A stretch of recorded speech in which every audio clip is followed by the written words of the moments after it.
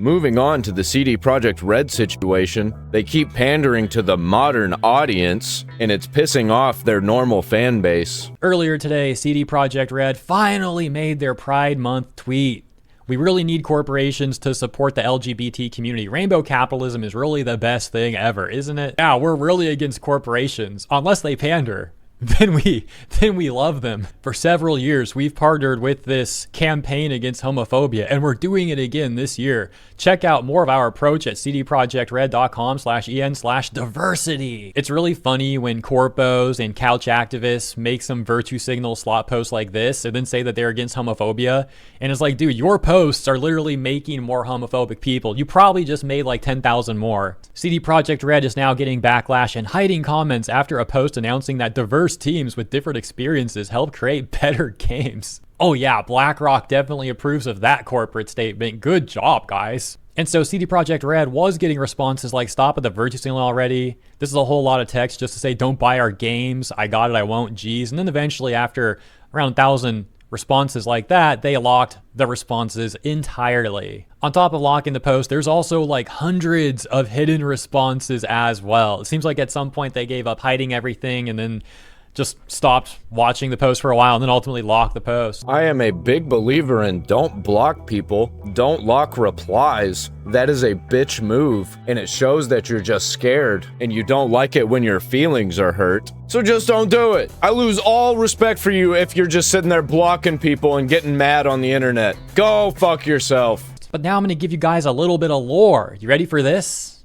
In 2020, specifically October 16, 2020, a giant post on ResetAir, around 4,000 words long, was created titled, CD Projekt Red is a transphobic company. It's time we stop making excuses for them. And like I said, the OP went on to detail like 4,000 words here. With the OP posting stuff to bolster their claim, like in 2018 when Cyberpunk Official responded to this guy Ryan who said, I want more guys. Cyberpunk Official saying, did you just assume their gender? And other examples in the 2020 post that seem to be broken because, as you can see, they're not really appearing. A couple years ago, I did make a long video covering this entire post. This time, I'm not going to rehash the entire thing again. Just a quick summary, some context, some lore, like I said.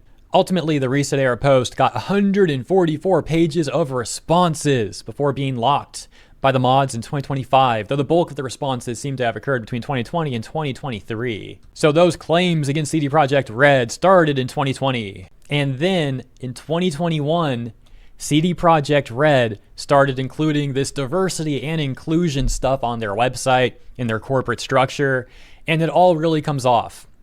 Like they were terrified of the ResetAir mob, which is silly to begin with because who cares what ResetAir says, but they apparently did. But it wasn't just that they were trying to appease the mob that was going after them. They also, at that point in time, let me rephrase slightly. At that point in time, there was also a proliferation of DI ESG grants and funding. And so the corpos over at CD Projekt Red probably thought, hey, we're being accused of being transphobic. Let's make a whole section about DI and inclusivity and all that. And we can appease the mob and also try to get these grants that I just mentioned. And sure enough, in 2023, CD Projekt Red was awarded a DEI award. Wow, guys. Bragging about this on their own website.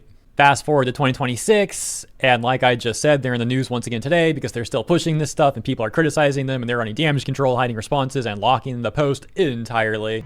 I try and tell people all the time that the disgusting corpo mindset does not just exist in Hollywood, it exists in the video game world also.